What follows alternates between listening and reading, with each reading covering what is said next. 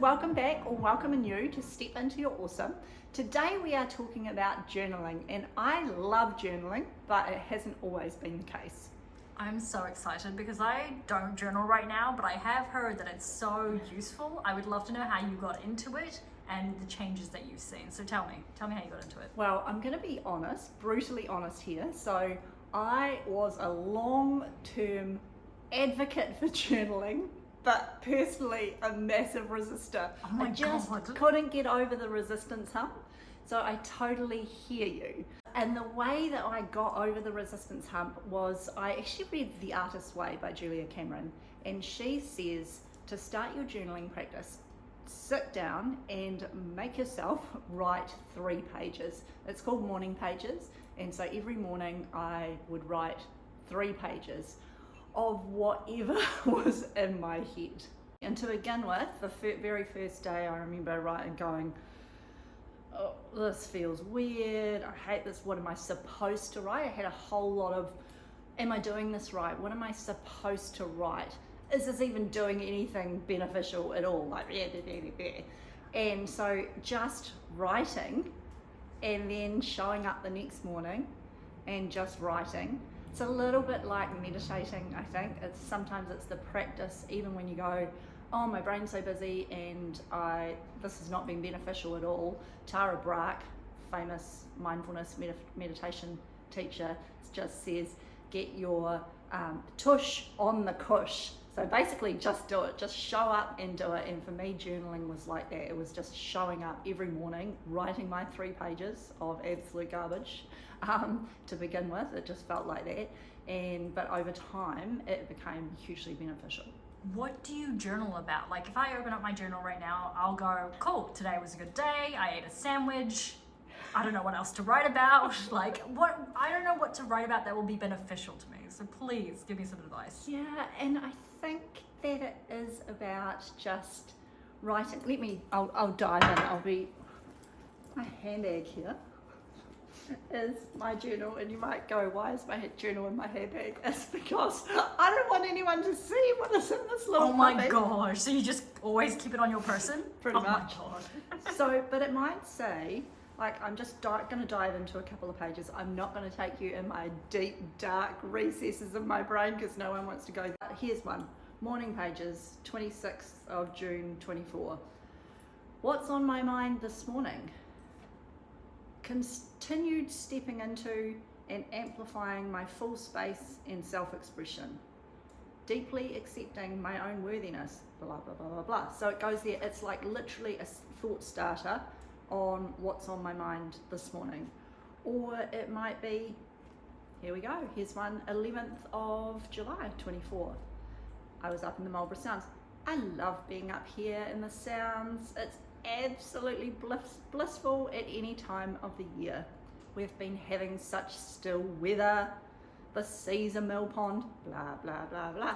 And then it will continue on to what else is going on for me. So it's so different on a given day. Today, I can think of some entries that are like, I'm feeling really pissed off with my husband or my daughter or someone else. And that's just what's present for me. Sometimes it literally will be, I'm sitting here and I'll do this little bit of narrative of where I'm sitting and I'm thinking, who am I describing this for? Who is my reader that's going to be reading this and needing to know where I'm sitting or what I'm doing? And there is no reader, obviously, thankfully. And it's easy to kind of get in my head around what's the point of this, but from there flows thoughts, feelings, what I'm not happy with, what I want, breakthroughs, all of those kind of things. So that's my personal experience. I share that because I do think it is helpful to go through a little bit of the process, because I do know from working with clients over a long time and going through this process myself, there can typically be that resistance hump if it's not something that you've actually done before. Right, so if I started journaling today, I could start on the journey of getting clarity in my life and sort of understanding what I need to improve. Is that sort of what you've found? Absolutely. So it definitely helps with with seeing through the fog and gaining more clarity. It helps with surfacing beliefs, like beliefs that are working for us and beliefs that aren't. And over time, just the practice of journaling, you start to gain more clarity in those things, more, and just reflection as well on what is working is also really helpful, and what you're grateful for. So I think there are just such a myriad of benefits.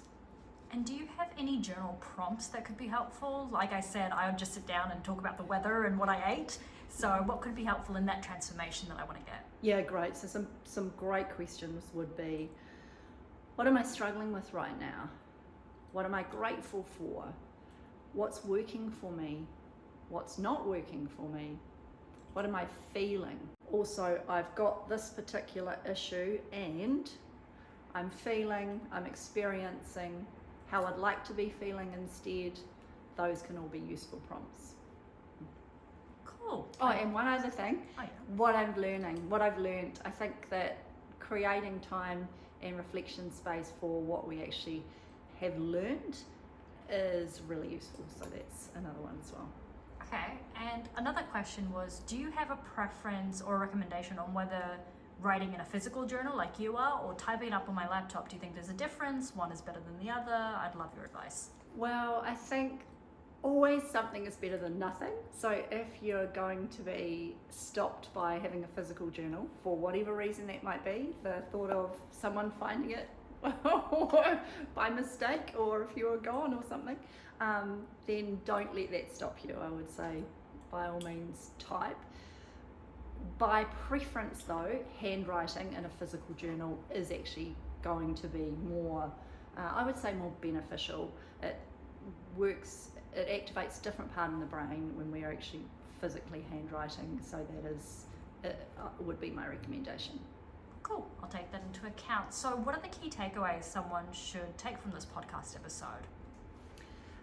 Don't be afraid to start journaling. There will be the resistance hump. Just get your tush on the cush, so to speak, and pick up the pen and just start the words flowing. I think that is where it is really useful to set yourself either a time limit and say, I'm going to journal for 15 minutes, let's say, or a page limit where you go, not a limit as in don't write more than that, but write at least. So in the case of Julia Cameron's The Artist's Way, 3 pages. Now I guess you can make the pages as big or as small as you like, but 3 pages.